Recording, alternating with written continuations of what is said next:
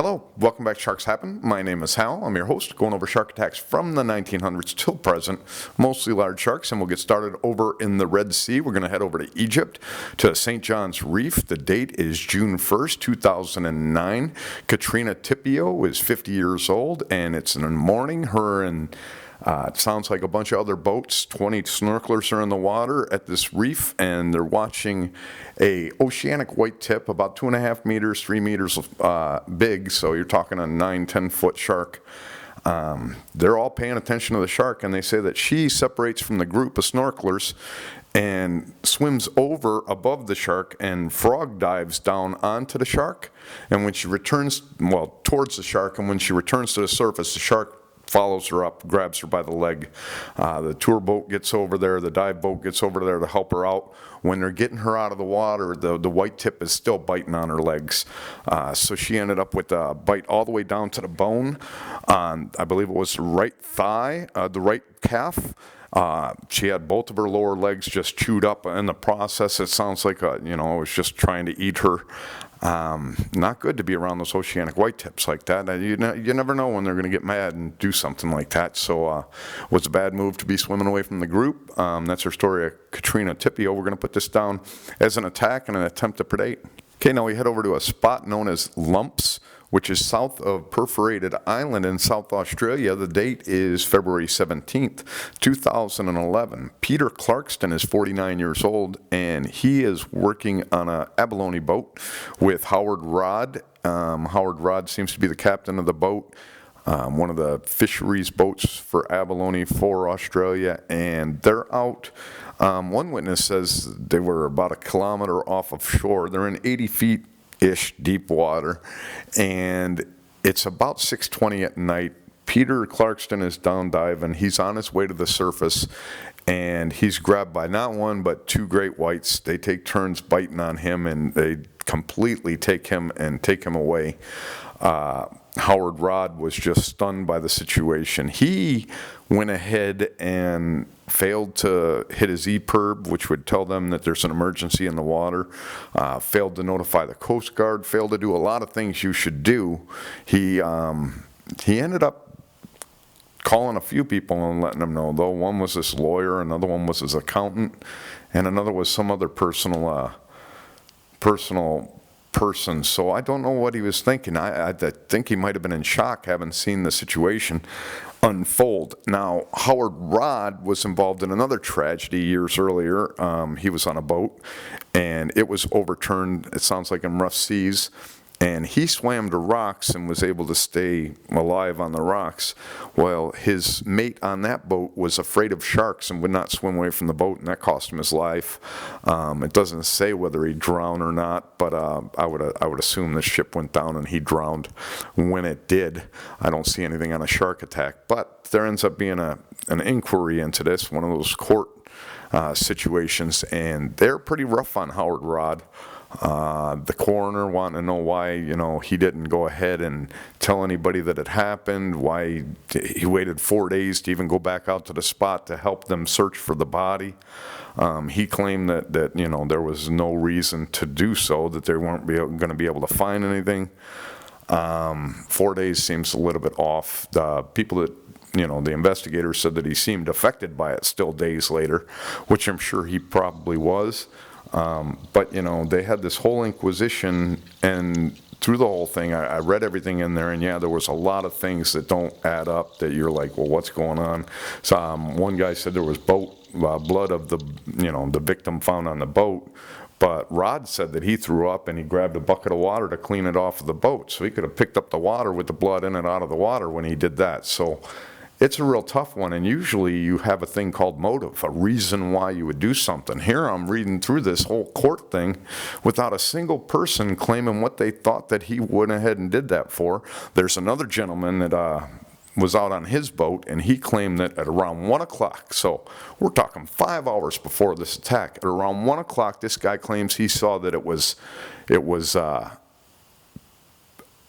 Peter that was standing on the boat, he was standing on the boat and waving at him all happy, and he assumed that it was Rod down that was diving, and he claims to this day, I guess in some interview I saw, I know it was Rod that was down there diving. Well, no, you don't.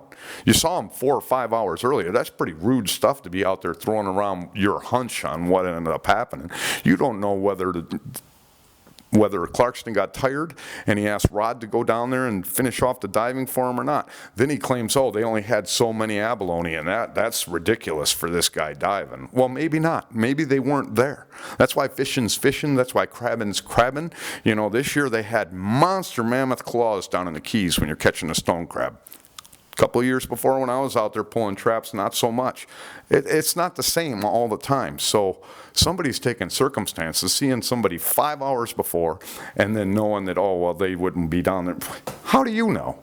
I got really pissed off reading this whole story, especially when I came across the authorities in the inquest saying they need to know what happened to the victim. They need to get out there and try to find the victim. Really? Why? So you can hide it? So you can keep the information to yourself? You don't need to do it for anybody else. So it seems that they, want to find information when they want to pin something on somebody, and that's it. Australia, you guys are something else, man. I would at least have motive, a necessary thing to put somebody through something like that. That's just ridiculous, in my opinion. I don't think that it was any kind of foul play. But what do you think? Right now, I'm just going to put this down as a shark attack by 2 great whites and a predation. But what do you think about it? You'd have to really look into this one and read all the weird circumstances to what the captain did afterwards to understand why they did what they did. But again, no motive was ever given that I could see as to why they thought he would go ahead and kill somebody, which was basically what they were insinuating without flat out saying it. So the passive-aggressive government over there, government move against the captain, pretty low in my opinion. That's our attack against Peter Clarkson. Like I said, right now it's going down as an attack and a predation. And now we're going to head over to Egypt again. We're going to go to Brothers Island in the Red Sea. The date is November 3rd, 2018. Dan White is a dive instructor, it sounds like. He's down doing a deep sea dive certification with a group of his class. I guess his class was heading up to the surface. Some of them were going up, and he noticed that there was an oceanic white tip swimming around the surface. And I'm going to post a link to this attack down in the description so you can all watch this and see what I'm saying about it. But I'm just going by what I saw. I'm not even reading off of what they did because you can see this attack.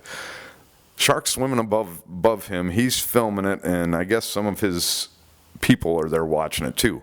Well, they're not just sitting there filming. They're moving towards this shark. Everybody that's in the water is moving towards this shark. The closer they get to the shark, the more it's getting animated, the more it starts hunching its back a little bit, swimming a little bit more frantically, letting them know, I'm not happy. You guys should not be here. Then Dan White claims, and it's true, that a German tour boat, some of their divers came swimming through his group, and now they're in there with the shark too.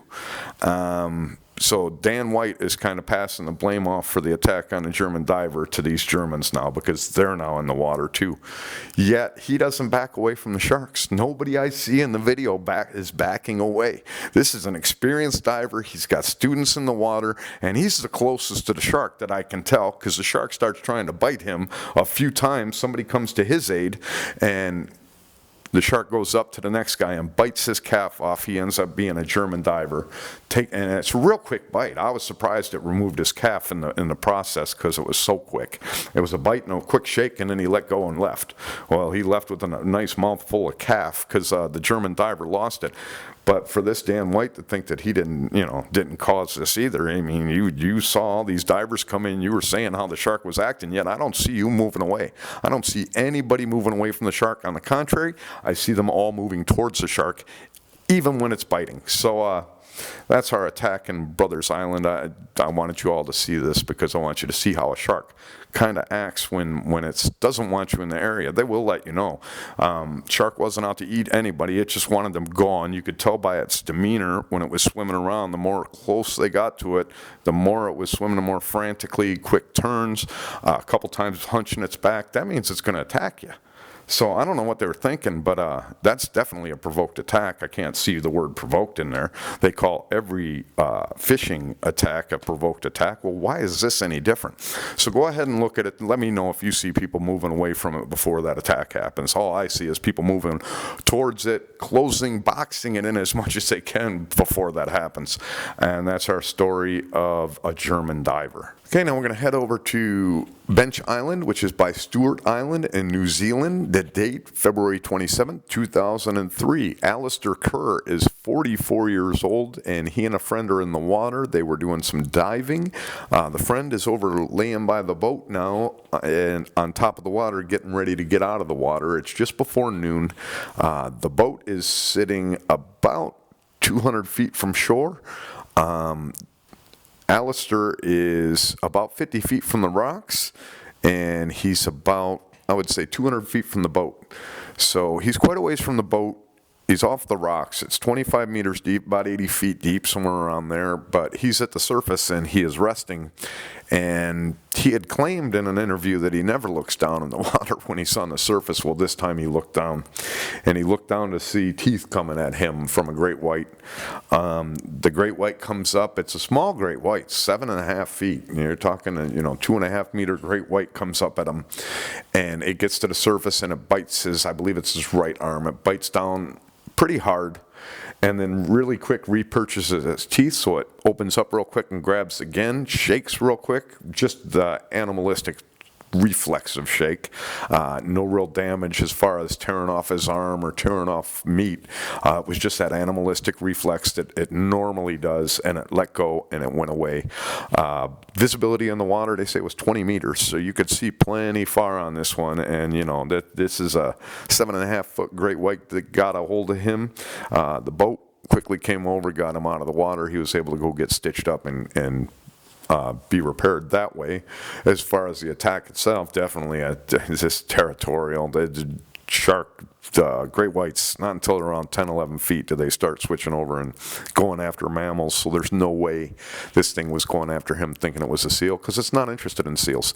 Now, what I don't see in the report, I do see a picture in one of these official reports of a goodie bag where they keep their fish, and there's teeth marks to that. And they don't say that it had a fish, but I think I did see in some of the stories I read that he did have a fish. So it would seem that that's what that shark was after. I don't even think it was territorial. I think he was after the fish that was in the goodie bag, unless there was no fish in there. But it's kind of odd that they don't put that in there, whether it was in there or not. Either way, the shark didn't want to eat him. At first, I would think it was territorial, but that bag being bit makes me think there was a fish inside of it. And like I said, for some reason, I'm remembering that he did have a fish, but I don't have that story in front of me to be able to confirm that. So that's our attack on Alistair Kerr, 44 years old. It's an attack, but not an attempt to predate. Okay, we're going to finish out our unprovoked attacks off the coast of Costa Rica, off of Nicoya Peninsula.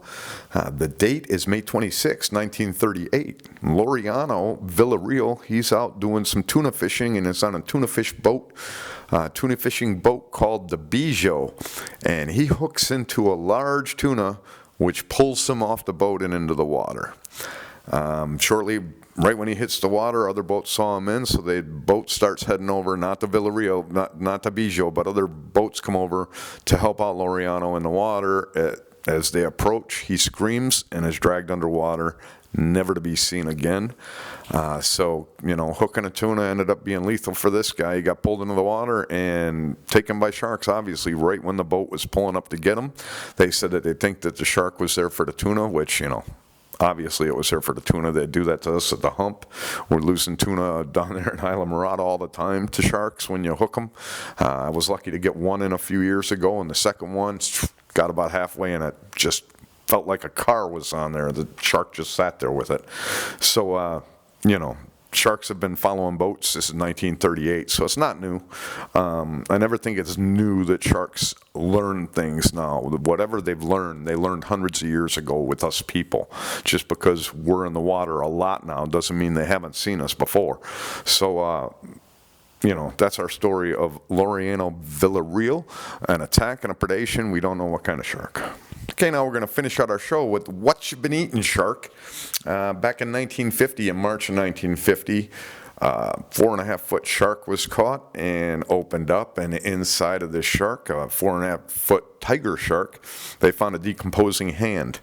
And then shortly thereafter, they realized the decomposing hand belonged to the body that washed ashore minus a hand.